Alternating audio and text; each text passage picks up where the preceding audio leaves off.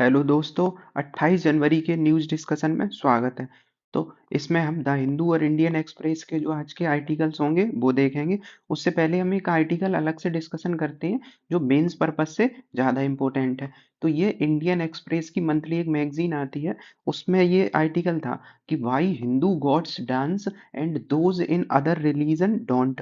तो इसका यूज़ कहाँ हो सकता है? एक तो इसका यूज़ ऐसे में हो सकता है, ऐसे के साथ साथ जीएस पेपर फर्स्ट में जो आर्ट एंड कल्चर वाला टॉपिक है उसमें ये यूज हो सकता है। अब इसकी महत्ता क्या है? जैसे अभी कुंभ मेला हुआ है, तो कुंभ मेले वाले टॉपिक से संबंधित कोई ना कोई आर्टिकल आएगा ही आएगा, तो उससे संबंधित हम आर्टिकल में ही इसका यूज कर सकते हैं। तो इसे थोड़ा समझते हैं। तो मतलब इसका टाइटल क्या है? ये लिखा किसने? देवदत्त ने, जो राइटर है इसके। तो हिंदू देवता क्यों नृत्य करते हैं और अन्य धर्मों के देवता क्यों नहीं करते हैं? तो इसे हमें थोड़ा समझना होगा। तो हिंदू धर्म की विशेषता क्या है? तो उसे देखेंगे तो हमारे यहाँ क्या चलता है? सांस्कृतिक महत्व होता है किसका? नृत्य का। क्योंकि हम कोई भी धार्मिक उत्सव जब मनाते हैं तो उसमें नृत्य शामिल होता है। ऐसे ही हमारे कोई भी देवता हो, चाहे शिव हो, गणेश हो, सब नृत्य करते रूप में दिखाए जाते हैं, क्योंकि ये पुरानी जो परंपरा है उसे दर्शाता है। दूसरा ये है कि हमने अपने देवी देवताओं को क्या किया है? मानवीकृत कर दिया है, तो उन्हें मानव के रूप में देखते हैं, जबकि अन्य धर्मों में ये अलग अलग रूप में प्रकट होते हैं। हिंदू देवताओं के नृत्य को कई तरीके से दिखाया जाता है। जैसे अक्सर उन्हें क्या दिखाया जाता है? एक तो जैसे शिव जी को दिखाया जाता है तो सृजन के रूप में, संहार के रूप में। और ये सारी परंपराएं नृत्य से ही जुड़ी हैं। उन्हें चाहे सृजन के रूप में दिखाया जाए, सृजक के रूप में, चाहे संहारक के रूप में, या रक्षक के रूप में, तो रक्षण भी करते दिखते हैं वो। तो विभिन्न चक्रों के ये प्रतीक होते हैं। तो उदाहरण के लिए अगर हम देखें तो शिव जी का नटराज, तो शिव का जो नटराज नृत्य है, ये नृत्य किसे दिखाता है? ब्रह्मांड की उत्पत्ति, उसके पालन और उसके संहार को। तो ये नृत्य की परंपराएं हैं। ऐसे ही शिव का तांडव नृत्य भी आता है, तांत्रिक नृत्य होते हैं। तो ये नृत्य क्यों दिखाए जा रहे हैं? क्योंकि ये हमारी परंपरा से संबंधित है। हमारे धर्म में धार्मिक कर्म क्या है? नृत्य। नृत्य क्या है? एक धार्मिक कर्म के रूप में जाना जाता है, सिर्फ मनोरंजन नहीं है। मनोरंजन जैसे क्रिश्चियनिटी में नृत्य को इस वजह से नहीं माना जाता है क्योंकि उनका मानना है कि जो नृत्य है ये क्या है? ये एक तरीके से मूर्ति पूजा का रक्षक है, मतलब मूर्ति पूजा को ये दर्शाता है। तो इस वजह से उनके यहाँ ये नहीं किया जाता है। तो अन्य धर्मों में हालांकि अलग अलग उद्देश्य से किया जाता है, तो सामाजिक गतिविधियों में अलग अलग होता है। जैसे ईसाई धर्म में भी कुछ विशेष ऐसी प्रथाएं हैं जहाँ पे नृत्य संगीत का स्थान होता है, लेकिन वहाँ देवी देवता और अध्यात्म में ऐसा यूज नहीं किया जाता है। ऐसे ही इस्लाम की बात करें तो इस्लाम में तो नृत्य बिल्कुल हराम है। पर हम देखते हैं कि इस्लाम के ही जो सूफी संत होते हैं वो नृत्य को ईश्वर से जोड़ के देखते हैं। ऐसे ही यहूदी धर्म है। अब यहूदी धर्म में भी नृत्य को कुछ स्थान दिया गया है। जैसे उनके यहाँ सामुदायिक जो उत्सव होते हैं वहाँ पे क्या होता है? उत्सवों के अवसरों पर ये सांस्कृतिक महत्व के रूप में जाना जाता है, लेकिन वहाँ भी साधना के रूप में इसे यूज नहीं किया जाता है। तो नृत्य हिंदू धर्म में नृत्य का क्या है? एक अद्वितीय एक प्रकार है। जैसे हम कृष्ण की क्या करते हैं? रासलीला देखते हैं। तो रासलीला भी क्या है? एक नृत्य का ही तो है। जैसे जहाँ क्या है? ब्रह्म और साकार, जो ब्रह्म का साकार रूप और भक्ति को हम यहाँ अपनाते हैं। तो हम ये कह सकते हैं कि हमारे यहाँ जो अध्यात्म है या धार्मिक है वो कैसा है? वो दैनिक जीवन से जुड़ के हम क्या करते हैं? उसे यूज करते हैं। तो इस वजह से अब इस आर्टिकल के कुछ बिंदु देखते हैं। तो इसमें बताया गया है कि नृत्य की महत्ता। तो नृत्य के बहुआयामी उपयोग, जैसे कि भारत में नृत्य राजनीति, दर्शन, त्योहार, अनुष्ठान, इन सब का प्रतीक होता है। सांस्कृतिक हो चाहे पौराणिक हो, देवी देवता, अप्सरा, नर्तक, इन सब में प्रतियोगिता भी देखी जाती थी। मतलब पुराणों वगैरह में ये चर्चाएं मिलती हैं, ऐसे प्रतियोगिता होती थी। अब ये लेखक जो है देवदत्त पटनायक, उनका ये जो कोट है वो देख लेते हैं। नृत्य संस्कृति का एक अभिन्न अंग है। नृत्य क्या है? संस्कृति का इन एक अभिन्न अंग है। ये हम ऐसे वगैरह में यूज कर सकते हैं लाइन। इसे संग्रहालय में कैद नहीं किया जा सकता है सिवाय तस्वीर और वीडियो के। तो नृत्य क्या है? एक अभिन्न अंग है। और लास्ट में बताया कि नृत्य चूंकि संगीत की तरह ही है, ये क्या है? एक अमूर्त विरासत है। जैसे हम देखते हैं यूनेस्को वगैरह में यूज होता है। अब विभिन्न धर्मों में नृत्य की भूमिका देखें। जैसे हिंदू मंदिर कला, तो शिव नृत्य करते हुए दिखाए जाते हैं, कृष्ण नृत्य करते दिखाए जाते हैं, कृष्ण जो गणेश जी होते हैं वो भी हैं। देव देवदासी का नृत्य का बहुत अपने यहाँ मंदिरों में चलन हुआ करता था, और मंदिरों में मनोरंजन का साधन भी हुआ करता था। जो देवी देवताओं के मंदिरों में मनोरंजन होते हैं नृत्य संगीत से। अन्य धर्मों की तुलना करें तो जैसे कभी हमने ऐसा देखा है कि बुद्ध को नृत्य करते दिखाया हो, या फिर इस्लाम के पैगंबरों को नृत्य करते दिखाया हो, क्योंकि मुस्लिम में ये क्या है, नृत्य हराम माना जाता है।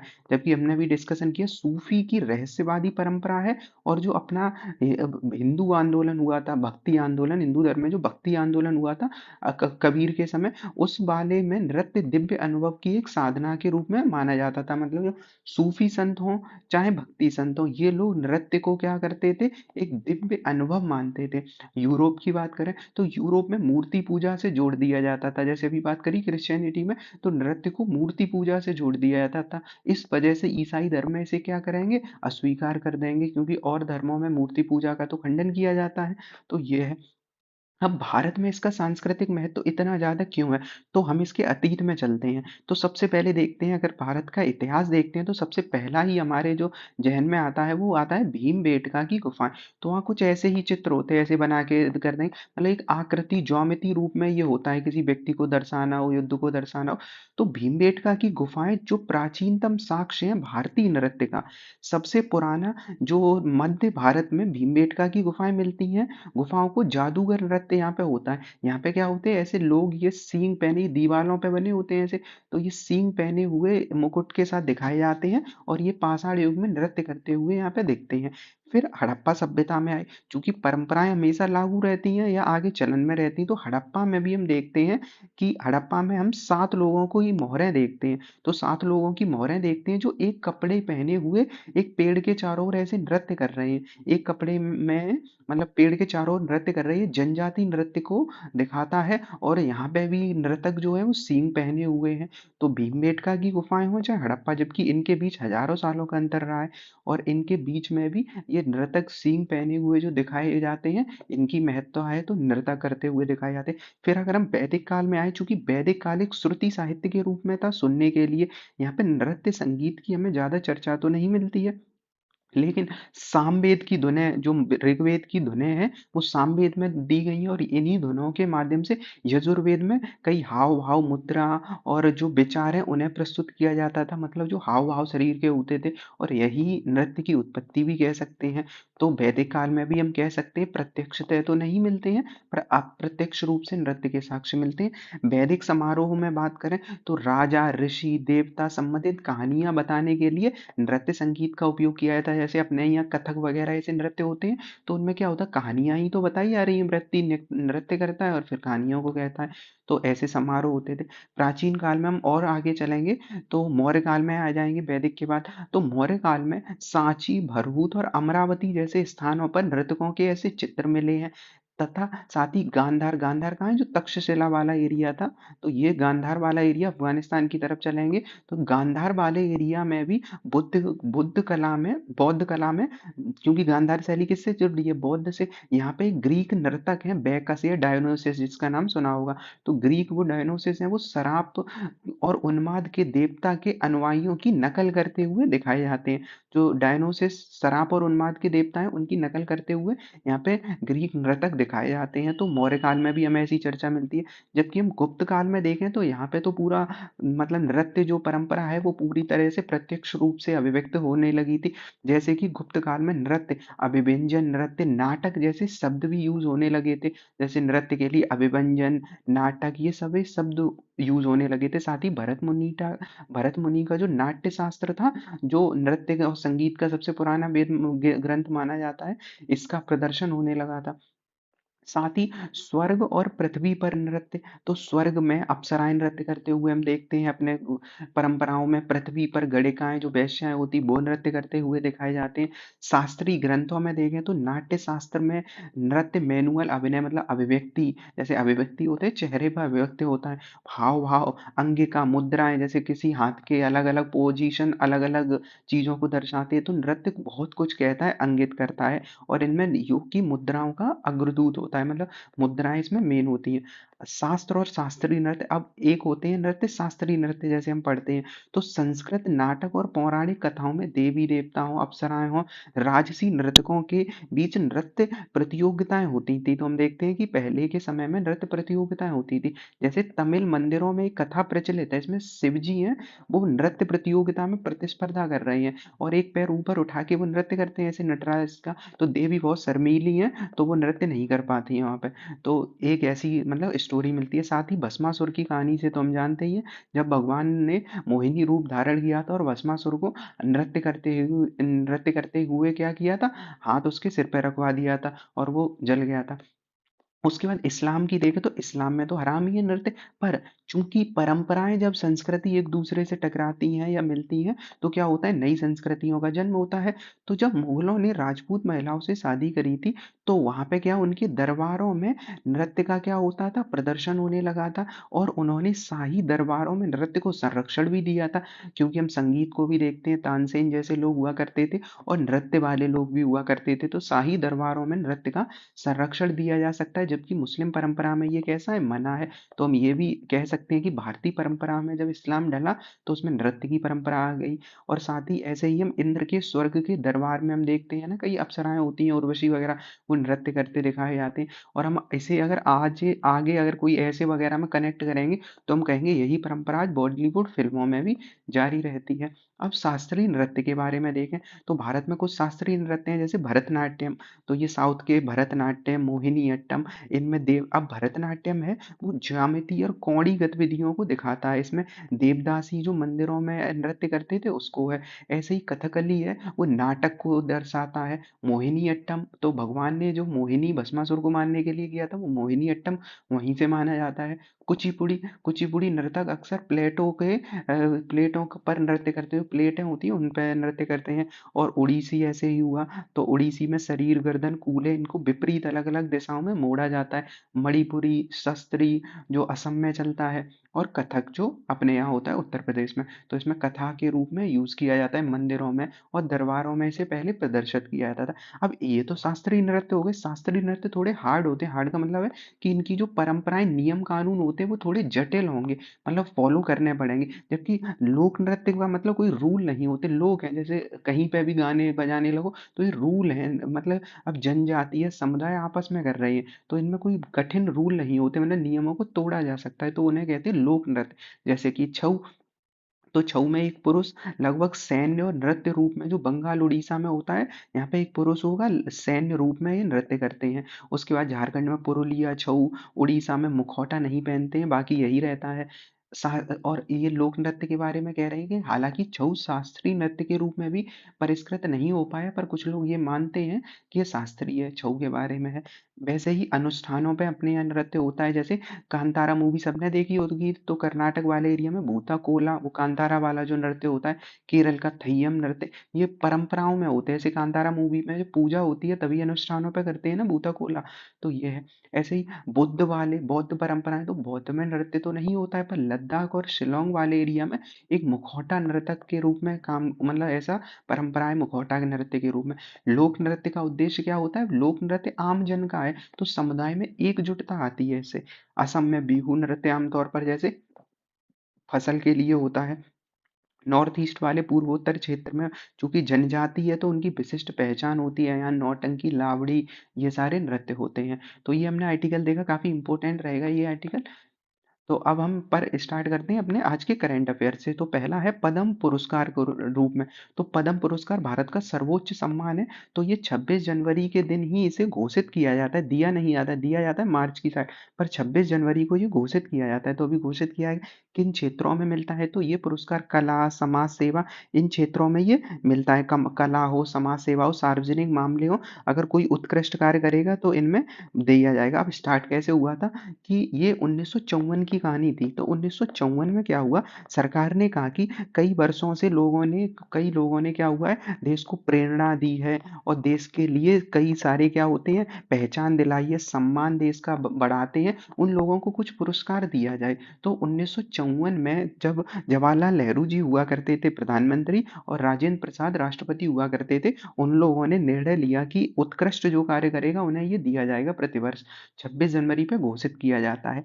हालांकि पर जब जनता पार्टी आई तो उन्होंने इसे मना कर दिया, इसे खत्म कर दिया। तो 1978 और 1979 और 93 से 97 इन चार पांच मतलब 2 वर्ष इधर 2-3 वर्ष और 2-4 वर्ष इधर, इन दौरान इन्हें निलंबित कर दिया गया था। तो अगर पूछा जाए गैप हुआ था, तो बिल्कुल आपातकाल के बाद जब सरकार बदली थी तो इसे बंद किया गया था, और फिर जो 93 से 97 के बीच इसे बंद कर दिया गया था। उद्देश्य क्या है, तो हमने देखा विशिष्ट कार्य किया हो, जैसे पद्म विभूषण, पद्म मतलब क्या, विभूषण विभूषित कर रहे हैं, पद्म माने कमल, तो विभूषण मतलब उसे अलंकरण कर रहे हैं। तो असाधारण जब कोई व्यक्ति होगा उसे अलंकरण किया जा रहा है। उसके बाद आता है पद्म भूषण, उच्च कोटि का होता है, और पद्म श्री। तो जो विभूषण है वो सबसे बड़ा होता है भूषण, और उसके बाद पद्म श्री। तो नाम जिसका बड़ा होगा ऐसे याद कर लेना, अगर क्रम लगाने को पूछे तो जिसका नाम बड़ा उसका पद भी बड़ा है। विभूषण सबसे बड़ा है, पद्मश्री इनमें छोटा है। सरकारी कर्मचारियों को ये पात्र नहीं होंगे, हालांकि डॉक्टर और वैज्ञानिक इससे अलग है।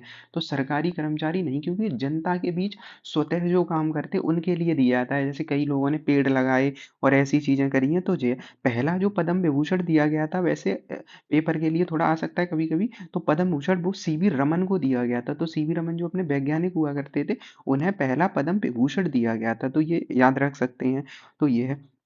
उसके बाद है नामांकन प्रक्रिया कैसे होती है, तो कैसे दिया जाता है। तो एक तो स्वतः नामांकन कर सकते हैं, मतलब कोई भी व्यक्ति खुद से, या फिर कोई उसके लिए नामांकन कर सकता है। तो एक खुद से हो सकता है। दूसरा क्या होता है, मंत्रालय या राज्य सरकार, स्पेशली राज्य सरकारें भी नामांकन आमंत्रित कर सकते हैं। तो मतलब ये क्या है कि भारत रत्न पद्म विभूषण विजेताओं को उत्कृष्ट स्थानों से नामांकन आमंत्रित किए जा सकते हैं। मतलब सरकार कर सकती है, कोई विभाग कर सकता है, राज्य सरकार कर सकती है, केंद्र शासित सरकार कर सकती है, और व्यक्ति खुद भी कर सकता है नामांकन।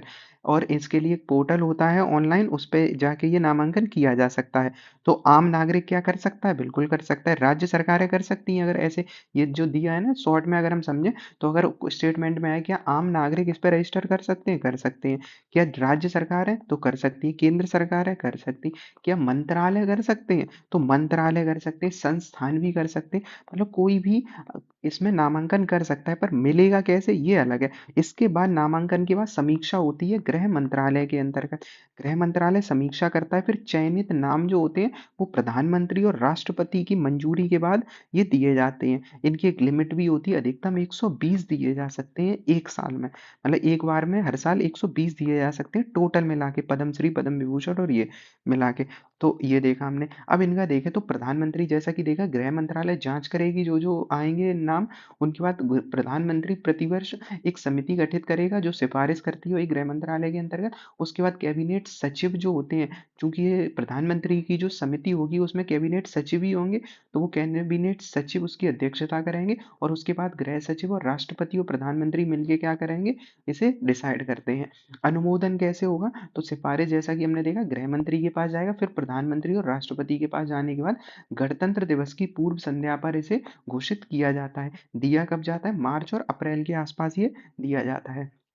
पद्म पुरस्कारों के साथ अन्य अन्य महत्वपूर्ण तथ्य जो हैं वो देखते हैं कि पिछले पद्म जो पुरस्कार प्रदान किए जाने से, मतलब अगर किसी को एक प्रदान किया गया है पद्म विभूषण मतलब पद्म श्री मान लो, तो उसके बाद 5 साल का गैप होना चाहिए। तो कम से कम 5 साल गैप होना चाहिए, तब पिछले उस व्यक्ति को दोबारा से किया जा सकता है दूसरे पुरस्कार के लिए। तो 5 वर्ष का गैप चाहिए। उसके बाद है पुरस्कारों की सीमा भी होती है कि 120, जैसा कि हमने देखा 120 से ज्यादा नहीं होनी चाहिए। पर इस बार 139 दिए गए, तो वो कैसे दिए गए हैं, इसका भी अपवाद है कि मरणोपरांत को जिन्हें दिया जाए वो इन 120 में नहीं गिना जाएगा। ऐसे ही एनआरआई विदेशियों को जो दिया जाएगा वो इसमें नहीं गिना जाएगा। तो इस बार क्या हुआ है कि जैसे कि महिलाओं के बाद 10 एनआरआई को दिया है, 13 मरणोपरांत को दिया, तो 13 और 10 33 कट गए, तो 33 कट गए तो 120 से कम आ गया कि नहीं आ गया। तो ये है। उपाधियों में प्रयोग नहीं कर सकते, क्योंकि ये उपाधि तो है नहीं है पद्मश्री पद्म विभूषण, तो वरना उपाधियों का तो आर्टिकल 18 में अंत ही है। तो इसका उपाधियों के रूप में यूज नहीं किया जा सकता, मतलब नाम के आगे या पीछे यूज नहीं किया जा सकता। जैसे कोई अपना डॉक्यूमेंट मान लो मार्कशीट लगा रहा हो तो उसमें ऐसा नहीं लिखेगा पद्म श्री अपना नाम, तो ऐसा नहीं यूज किया जा सकता है। इस बार की बात करें तो इस बार 139 दिए गए हैं। इसमें एक युगल मामला भी दिया गया है, तो एक युगल भी है। तो इसमें पूछा जा सकता है कितने युगलों को दिया गया, तो एक युगल है, मतलब दो लोग जो हैं उन्हें एक साथ दिया गया है। और 139 टोटल दिए गए। 7 जो है पद्म विभूषण है, जो सर्वोच्च दिए गए हैं वो 7 दिए गए हैं। तो उसके बाद है 19 जो है पद्म भूषण है, और 113 जो है पद्म श्री है। 23 महिलाएं, 10 विदेशी, अगर ये कभी कभी आ जाते हैं जैसे कि कितनी मतलब विदेशियों को दिया गया है कि नहीं, तो 23 महिलाएं हैं, 10 विदेशी हैं, और 13 को क्या है मरणोपरांत दिया गया है। उसके बाद है अब संविधान का आर्टिकल 18 तो ये कहता है कि उपाधियों का अंत है, क्योंकि उपाधि में सर, नवाब, महामहिम ऐसे नहीं यूज कर सकते। होता क्या था, जब देश आजाद हुआ तब सब लोग जो बड़े लोग हुआ करते थे, बड़े का मतलब जो राजा महाराजा या दरबारी हुआ करते थे, उनके नाम में ऐसा लगता था जैसे नवाब, राजा। तो अब ऐसे नाम असल में एक अलग वर्ग को दर्शाते हैं कि नहीं, अलग वर्ग आ जाता है कि राजा किसी के नाम के आगे लगा, तो ये असल में असमानता है कि नहीं है, तो समानता का तो अधिकार ये अलग हो रहा है। तो इस वजह से नव सर, नवाब, महामहिम जैसे जो हुआ करते थे, अंग्रेज वो लॉर्ड की उपाधि देते थे, सर की उपाधि देते थे, तो इन सबको बंद कर दिया गया था। और 18 आर्टिकल में ये प्रावधान किया गया कि चाहे भारत का नागरिक हो, चाहे गैर नागरिक हो, अगर भारत के सरकार के अंतर्गत काम कर रहा है तो वह नहीं ले सकता, भारत का व्यक्ति तो उपाधि यूज कर ही नहीं सकता उपाधियों के नाम। अब सरकार ने फिर तर्क तो दिया होगा, क्योंकि केस तो हाई कोर्ट में पहुंचा था। इसमें प्रावधान पहले यही था कि सैन्य में दिया जा सकता और शैक्षणिक में। तो सैन्य में क्यों सुप्रीम कोर्ट ने कहा था दिया जा सकता, क्योंकि देखो किसी के नाम लगा है कि सीनियर सेक्रेटरी, और ऐसा करके मान लो मेजर जनरल, तो ये उनके पद हैं, तो पद सेना में हो सकते, तो उनका नाम यूज हो सकता है। ऐसे ही डॉक्टर लगा है किसी के सामने, उसने पीएचडी की है, तो ये उसका उसने स्वतः अर्जित किया है, उसे मिला नहीं है। राजा का नाम मिला होता है, नवाब का नाम मिला होता है, पर किसी ने अगर पीएचडी की है तो सर का नाम अगर मिला है तो उसने हासिल किया है उसे। ऐसे ही शैक्षणिक जो वो सैन्य पद है वो उसने मेहनत से हासिल किए, तो उन्हें लिया जा सकता है। अब जब सुप्रीम कोर्ट में मामला गया तो ये कहा गया कि इन्हें तो देना ही नहीं चाहिए जो पद्म पद्म पुरस्कार है। तो सरकार ने तर्क दिया, सरकार ने कहा आर्टिकल 51 का ए का जे देखो, उसमें क्या दिया गया है कि सांस्कृतिक धरोहर का जो सम्मान करेगा उसे बढ़ावा देगा। तो भारतीय परंपरा सम्मान को ही तो बढ़ावा दे रहे हैं ये लोग महान काम करके। तो इन लोगों को हम 51 के ए के जे के तहत महान का उनका कर्तव्य का वो अपना निर्वहन कर रहे हैं अच्छे से, इस वजह से दिया जा रहा है, ना कि आर्टिकल 18 के तहत दिया जा रहा है। तो ये इंपॉर्टेंट रहेगा, पूरा ये संविधान में क्या क्या प्रावधान है। अब अगला आर्टिकल है जो संजय को लेकर, तो इसके बारे में हमने एक डिस्कशन किया था संजय। तो जैसे हम याद रखते हैं महाभारत से, महाभारत में एक हुआ करते थे संजय, जो धृतराष्ट्र को कहानी सुना रहे थे। तो संजय एक करके एक तकनीक आई है, तकनीक क्या है, सेंसर कैमरे से लैस एक तकनीक है। जैसे कभी युद्ध क्षेत्र में कोई युद्ध होता है तो क्या होगा, वहां कैमरे और सेंसर लगे होंगे जो पल पल की अपडेट दे रहे होंगे पूरी सरकार को या फिर पूरे सैन्य व्यवस्था को कि कहाँ पे कौन सी गतिविधि हो रही है। तो सेंसरों का डेटा और ये सब करना है, तो एक तरीके से संजय जैसा ही तो काम कर रहे हैं कि युद्ध की सारी जानकारी दे रहे हैं सेंसर वगैरह के माध्यम से। तो इसे डेवलप किया है भारतीय सेना ने और बीईएल ने। बीईएल क्या है, भारत इलेक्ट्रॉनिक्स लिमिटेड ने इसे किया है।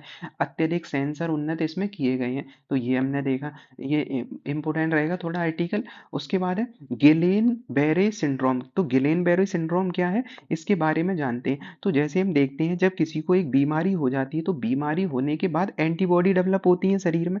अब क्या हो कि वो एंटीबॉडी खुद शरीर की जो प्रतिरक्षा तंत्र है उसे ही मतलब प्रभावित करने लगे। तो जो इम्यून सिस्टम होता है हमारा, इम्यून सिस्टम में जो गलती से जो नर्वस सिस्टम होता है हमारा, उस नर्वस सिस्टम को इम्यून सिस्टम हमारा क्या करता है, हमला कर देता है। तो इम्यून सिस्टम मतलब हमारा एंटीबॉडी जो होती है, वो एंटीबॉडी हमारे नर्वस सिस्टम पे अटैक कर देती हैं। जैसे कैसे होगा ये, जैसे एक व्यक्ति है मान लो, इसे कोई बीमारी लगी, मान लेते हैं इसे जुकाम लगा, तो जुकाम लगा, अब हुआ क्या, उसके बाद इसके अंदर कुछ एंटीबॉडी डेवलप हो गई थी। अब एंटीबॉडी डेवलप हुई, जब ये व्यक्ति ठीक हो गया तो एंटीबॉडी को अभी लग ही नहीं रहा, ठीक हो गया।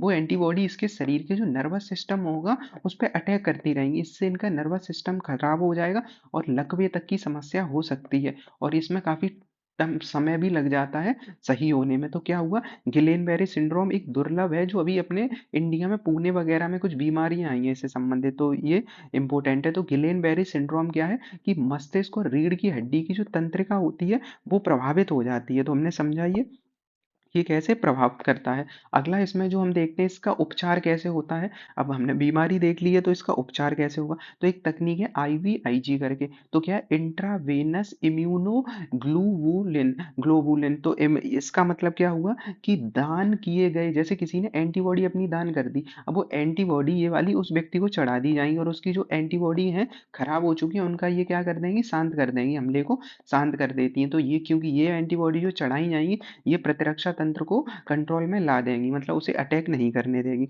तो ये हमने देखा। उसके बाद एक तकनीक है प्लाज्मा फेरेसिस। प्लाज्मा फेरेसिस क्या होता है, हानिकारक एंटीबॉडी को ही शरीर से निकाल दिया जाए। तो इंट्रावेनस ग्लोबुलिन में क्या होता है, हम एंटीबॉडी को चढ़ा रहे हैं उस व्यक्ति के अंतर्गत, जबकि प्लाज्मोफेरेसिस में क्या है, उस व्यक्ति से एंटीबॉडी को निकाला जा रहा है शरीर से। तो ये हमने देखा। मेन चीज क्या है कि व्यक्ति खुद से, उनका जो इम्यून सिस्टम होता है एंटीबॉडी, वही उसके एंटीबॉडी पे शरीर पे अटैक करने लगता है। तो ये इसकी एक समस्या होती है। अगला जो आर्टिकल है वो चिनार वृक्षों को लेकर। तो चिनार वृक्ष पाए जाते हैं कहाँ पे, कश्मीर घाटी में। न याद रहे इसे याद कर सकते हैं चिनाब से। चिनाब नदी तो हम जानते हैं झेलम चिनाब, तो ऊपर की तरफ ही बहती है, जम्मू की तरफ, पंजाब की तरफ। तो ये एरिया में हम चिनाब नदी जब पढ़ते हैं तो चिनार वृक्ष याद कर सकते हैं। तो चिनार वृक्ष की डिजिटल पहचान कार्ड हुआ है। अब जो चिनार वृक्ष है क्या, तो ये गर्मियों में मतलब अलग अलग मौसम में अलग अलग ऐसे कलर चेंज करता रहता है। तो गर्मियों में ऐसा हो जाएगा, फिर अलग मौसम में ऐसा हो जाएगा, तो इसके कलर चेंज होते रहते हैं। तो कश्मीर घाटी में पाया जाता है और कभी कभी ये वृक्ष 500 सालों तक पुराने होते हैं और ये 100 साल से ज्यादा में तो डेवलप हो पाते हैं। तो ये शहरीकरण और बुनियादी ढांचे के कारण ये नष्ट हो रहे हैं। अब नष्ट हो रहे हैं तो सरकार इन पे जीआई टैग लगा रही है, मतलब सबका ऐसे डाटा आ जाया करेगा। यहाँ एक स्कैनर लग जाएगा, क्यूआर कोड, उसके बाद जैसे ही स्कैन करोगे ऐसा एक चार्ट आ जाएगा, उसमें सब लिखा आ जाएगा कि ये पेड़ कहाँ है, क्या है, इसमें क्या समस्या है, सारी चीजें, मतलब जो भी स्वास्थ्य की जानकारी होगी, निगरानी होती रहेगी। तो ये हमने देखा। अब इसमें क्या है विशेषताएं इसकी देखें, तो प्लेटनस ओरिएंटलिस नाम इसका नाम है, जो वैज्ञानिक नाम है वो नाम क्या है, प्लेटनस ओरिएंटलिस। तो प्लेटनस ओरिएंटलिस ये नाम याद रखना। ये कैसा है, पर्णपाती वृक्ष है। तो हमें देख रहे हैं इसमें कि ये पत्ते गिरा रहा है ना, पत्ते मतलब पत्ते का कलर चेंज होगा तो पत्ते गिरेंगे भी। तो ये क्या होगा, पर्णपाती इसका वृक्ष होगा। पर्णपाती वृक्ष के साथ 30 मीटर ऊंचा होता है और इसे स्थानीय नाम इसका होता है बोउ इन। वो इन मौसम में गर्मी शरद में सारे में अलग अलग कलर चेंज करता रहता है। तो ये पीले लाल कलर होते रहते हैं। चिनार की पक्षी और छाल, जो पत्तियां और छाल होती हैं उससे दवा बनती है, और जो टहनियां और जड़ें होती हैं उससे कलर बनाए जा सकते हैं। अब होगा क्या, ऐसा क्यूआर कोड पेड़ पे लगा दिया जाएगा, स्कैन कर लो, और उसके बाद तो यहाँ पे इसे ही नाम दिया गया वृक्ष आधार, जैसे आधार कार्ड होता है वैसे ही है। तो इसमें क्यूआर कोड लगा होगा, 25 विशेषताएं इसमें दी होंगी उस कि कहाँ, मतलब भौगोलिक स्थान क्या है, स्वास्थ्य, आयु, विकास पैटर्न, सारी उसमें जानकारी होगी उस वृक्ष के लिए। तो ये हमने ये देखा। अगला है सेबी का सैचेटाइजेशन प्रस्ताव। सैचेटाइजेशन का मतलब है सैसे से। तो हम सैसे जानते हैं, जैसे हम कुछ पाउच लेने जाते हैं तो एक तो डब्बा आता है और एक पाउच आता है। तो हम जो कॉफी वगैरह के एक तो डब्बा यूज कर सकते हैं, हम मान लो पाउच यूज कर रहे हैं। पाउच क्या आ जाते हैं, सस्ते आ जाते हैं, 2 रुपए 4 रुपए का 10 रुपए का आता है, नेस्ले नेस्ले वगैरह। तो पाउच है, तो पाउच में विशेषता क्या है, जो व्यक्ति 200 300 का डब्बा नहीं ले पा रहा है वो पाउच ले सकता है। तो यही है सेबी ने सैचेटाइजेशन प्रस्ताव लेके आए। इसमें क्या है, सेबी ने कहा है जो लोग म्यूचुअल फंड के बड़े निवेश नहीं कर पा रहे हैं, जो लोग नहीं खरीद पा रहे हैं 5,000 का म्यूचुअल फंड, 2,000 का म्यूचुअल फंड, उन्हें 250 रुपए का म्यूचुअल फंड दो ना, छोटा सा, ऐसे सैसे के रूप में। तो वो छोटा जो एक टिकट के रूप में निवेश कर सकते हैं 250 में। तो ये किन के लिए होगा, जो पहली बार निवेश कर रहे हैं और कम आय वाले लोग हैं, उनके लिए म्यूचुअल फंड में निवेश करने का तरीका है। तो अब समझ में आया होगा सेचिटाइजेशन है क्या। तो छोटे और किफायती इकाइयों को पेश करने की एक प्रथा है। छोटे और क्या कैसे किफायती पेश कर सकते हैं, उन्हें सस्ता हो जाएगा क्यों, पाउच के रूप में ये। सेबी का लक्ष्य क्या है, सिस्टमैटिक इन्वेस्टमेंट प्लान, एसआईपी, जो एसआईपी होती है उनके माध्यम से। तो म्यूचुअल फंड में एसआईपी के माध्यम से निवेश कर सकते हैं 250 रुपए तक का। तो ये है इसमें। तो निवेश को बढ़ावा देना, म्यूचुअल फंड को आसान बनाना इसका लक्ष्य है। अगला है पांग साउ दर्रा। पांग साउ दर्रा क्यों अभी फेमस में आया है, तो पांग साउ महोत्सव मनाया जा रहा है यहाँ पे 20 से 22 को, अभी मतलब मनाया जा चुका है। ये 4 सालों के बाद मनाया गया है। अरुणाचल प्रदेश के नागपौंग कांगपोंग में मनाया गया है। तो 4 साल बाद हुआ है कहाँ पे? भारत और म्यांमार का सांस्कृतिक संबंधों को दर्शाता है। तो इसकी लोकेशन देखते हैं, ये एरिया है म्यांमार का, ये एरिया इधर वाला कौन सा है? म्यांमार का, और ये है अरुणाचल प्रदेश। तो ये जो दिख रहा है एरिया, ये अरुणाचल प्रदेश का है। तो अरुणाचल प्रदेश में ये पेंग पेंगसू करके ये पास है। अब ये यहाँ पे चूंकि सीमा पे, तो इधर की तरफ म्यांमार म्यांमार है, और दूसरी तरफ क्या है, यहाँ पे लिखा भी है अरुणाचल प्रदेश और म्यांमार के बीच में है पांगसाऊ दर्रा। तो पांगसाऊ दर्रा याद रखना है कहाँ पे है? अरुणाचल प्रदेश और म्यांमार के बीच में, चाइना से नहीं है। तो ऐसे याद कर सकते हैं, चाइना से पंगा नहीं ले रहे, कहाँ पे है? म्यांमार की तरफ है, ये म्यांमार की तरफ। तो पांगसू को ऐसे याद कर लेना। इधर की तरफ एक रेंज भी है, इधर रेंज कौन सी है? ये वाली रेंज। तो पटकाई पहाड़ियां हैं। तो कौन सी पटकाई पहाड़ियां हैं ये? पांगसाऊ दर्रे के बारे में, तो भारत और म्यांमार की सीमा पे पटकाई पहाड़ियों में स्थित है। और द्वितीय विश्व युद्ध के दौरान यहाँ पे कई सारे थोड़ा बहुत युद्ध वगैरह भी लड़े गए, और मतलब चर्चा में रहा था। तो ये युद्ध मतलब क्या है? द्वितीय विश्व युद्ध से भी जुड़ी एक स्थिति है, स्थान है। अगला है भवन और अन्य निर्माण निर्माण श्रमिक रोजगार का विनियमन और सेवा शर्त अधिनियम 1996 जो आया था। तो हुआ क्या है, क्यों ये भवन और अन्य निर्माण श्रमिक अधिनियम अभी चर्चा में आया था? तो एक आईटीआई डाली गई थी। आईटीआई तो जानते ही होंगे, राइट टू इन्फॉर्मेशन वाला। तो श्रम मंत्रालय में एक आईटीआई डाली गई। उसमें कहा गया कि राज्य कल्याण बोर्डों ने बीओसीडब्ल्यू जो ये अधिनियम है, उस अधिनियम के बाद 1 लाख मतलब 1,17,507 करोड़ रुपए उपकर के रूप में एकत्र किए। इसका क्या मतलब हुआ? 1,17,17,000 करोड़ रुपए उनने सेस लगाया था। सेस लगाया जाता है सरकार के द्वारा किसी विशेष उद्देश्य से। जैसे मान लो सरकार कोरोना के समय अलग से सेस लगा दिया, क्योंकि स्वास्थ्य पे खर्चा बढ़ रहा था कि नहीं। तो सेस का मतलब होता है स्वास्थ्य हो सकता है, सड़क हो सकता है, या कोई भी ऐसा महत्वपूर्ण एक कार्य हो सकता है, सरकार खर्चा करे, उसके लिए कुछ सेस लगा दिया। तो इसमें यह कहा गया कि राज्य सरकारों ने 1,17,000 करोड़ रुपए तो इकट्ठे कर लिए, पर उसमें से केवल 67,000 ही श्रमिकों के कल्याण के लिए करे हैं। मतलब जो बीओसीडब्ल्यू ये है, भवन और अन्य निर्माण, इसमें उन श्रमिकों के उद्धार की बात करी जाती, कल्याण के लिए। मतलब ये रुपए खर्च किसके लिए किया जाएगा? उन मजदूरों के लिए, श्रमिकों के लिए। पर ऐसा किया गया नहीं है, जबकि रुपए इकट्ठा कर लिया गया। तो इस वजह से ये न्यूज चली थी। तो बीओसीडब्ल्यू में क्या है? पंजीकरण। तो सभी जो श्रमिक होते हैं, श्रमिकों को कल्याण बोर्ड के साथ पंजीकरण करना आवश्यक होता है। उसके बाद कल अगर जैसे दुर्घटना बीमा हो, चिकित्सा सहायता हो, तो उनमें इसमें लाभ दिया जाता है इस फंड से। तो इसमें एक से निर्माण जब परियोजना की लागत पर, जैसे कोई बड़ा सा परियोजना बन रही है किसी एरिया में, उस परियोजना में 1 से 2% सेस लगाया जाता है, ताकि उस एरिया में जो डेवलप अभी श्रमिक कर रहे हैं, डेवलप उस एरिया, मान लो पुल बनना है बहुत बड़ा सा, या कोई रोड बन रही है, तो वहाँ पे कुछ सेस लगा के, ताकि जो श्रमिक वगैरह को कभी कोई दिक्कत हो तो उनकी मदद करी जा सके। तो ये है सुरक्षा प्रावधान, सुरक्षा समितियां, अधिकारियों की स्थापना, और ये सारे प्रावधान इसके अंतर्गत किए जाते हैं ताकि श्रमिकों की सुरक्षा रहे। ये क्या है? अब बीओसीडब्ल्यू तो केंद्रीकृत डेटा प्रबंधन है। भवन और निर्माण जो होते हैं, उनमें श्रमिक जो लगे होते हैं, उनके सुधार के लिए। कौन से क्षेत्र? भवन और अन्य निर्माण। भवन का तो जानते ही हैं, बड़ी बड़ी फैक्ट्रियां बन रही हैं, बिल्डिंगें बन रही, और अन्य निर्माण में कोई भी इंफ्रास्ट्रक्चर का काम हो सकता है। तो ये है। राज्य और केंद्र सरकार, केंद्र शासित प्रदेशों के लिए एकीकरण है। तो उन मतलब एक तो ये सरकार डेवलप करेगी अपना, उसके बाद है जो केंद्र और राज्य सरकारें होती है, केंद्र शासित वगैरह, उनके अंतर्गत भी डेटा को संरक्षित किया जाता है, एकत्रित किया जाता है। और ई श्रम पोर्टल के साथ इसका एकीकरण होता है, जहाँ से श्रमिकों को पूर्ण कल्याण का कवरेज सुनिश्चित हो सकता है, अगर कोई उन्हें मदद चाहिए होती है इससे। तो ये 28 जनवरी का आज का न्यूज डिस्कशन था।